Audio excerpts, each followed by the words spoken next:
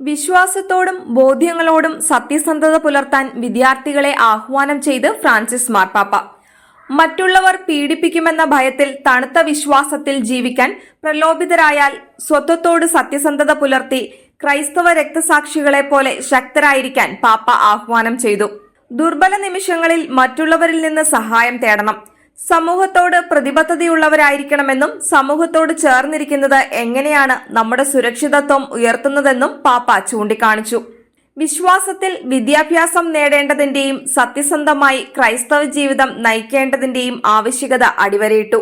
ചിക്കാഗോയിലെ Loyola സർവകലാശാലയും Latin അമേരിക്കയ്ക്കായുള്ള pontifical കമ്മീഷനും ചേർന്ന് സംഘടിപ്പിച്ച ഏഷ്യ പസഫിക് ബന്ധങ്ങൾ ഊഷ്മളമാക്കുക എന്ന സംരംഭത്തിന്റെ ഭാഗമായുള്ള ഓൺലൈൻ സംവാദത്തിലാണ് പാപ്പ സർവകലാശാല വിദ്യാർത്ഥികളുമായി ഇക്കാര്യങ്ങൾ പങ്കുവച്ചത്.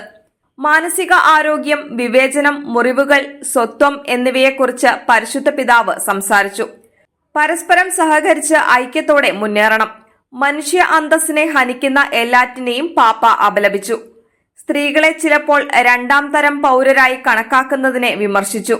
സ്ത്രീകളുടെ മഹത്വം മറക്കരുതെന്നും ഉൾക്കാഴ്ചകളിലും സമൂഹം കെട്ടിപ്പടുക്കുന്നതിലും സ്ത്രീകൾ പുരുഷന്മാരെക്കാൾ കഴിവുള്ളവരാണെന്നും പാപ്പ പറഞ്ഞു. മറ്റുള്ളവരോട് സമീപസ്ഥരായിരിക്കാനും സ്നേഹിക്കാനും ആരെയും ഒഴിവാക്കാതിരിക്കാനും ഫ്രാൻസിസ് പാപ്പ പറഞ്ഞു.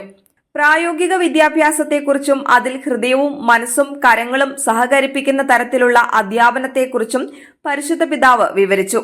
ക്രൈസ്തവ യുവാക്കൾക്ക് സമൂഹത്തിൽ സജീവ അംഗങ്ങളായിരിക്കാനുള്ള വെല്ലുവിളികൾ ചൂണ്ടിക്കാട്ടി വിശ്വാസത്തെ മുറുകെ പിടിക്കാനും പ്രാർത്ഥനയുടെ ആവശ്യകതയും പാപ്പ എടുത്തു പറഞ്ഞു. വിശ്വാസത്തെ പ്രതി അപമാനിക്കപ്പെടുകയും വെല്ലുവിളിക്കപ്പെടുകയും ചെയ്യുന്ന അവസരങ്ങളെക്കുറിച്ച് സംസാരിക്കുമ്പോഴാണ് ബോധ്യങ്ങളിൽ ശക്തരായിരിക്കാനും വിദ്യാർത്ഥികളിൽ ഏകാന്തത കൊണ്ടുവരാവുന്ന ദുശീലങ്ങളെക്കുറിച്ച് മുന്നറിയിപ്പ് നൽകുകയും ചെയ്തത്. ക്രൈസ്തവർ വിശ്വാസത്തിന്റെ പേരിൽ ആദ്യം മുതലേ പീഡിപ്പിക്കപ്പെട്ടിരുന്നുവെന്നും പാപ്പ അനുസ്മരിച്ചു. പ്രത്യയശാസ്ത്രങ്ങളുടെ അപകടങ്ങളെക്കുറിച്ചും ഭൂതകാല ദുരന്തങ്ങളെ ഭാവിയിലേക്കുള്ള പാഠങ്ങളാക്കാനും സമാധാനത്തിനായി പ്രവർത്തിക്കാനും കഴിയണമെന്നും പാപ്പ വിദ്യാർത്ഥികളെ ഓർമ്മിപ്പിച്ചു.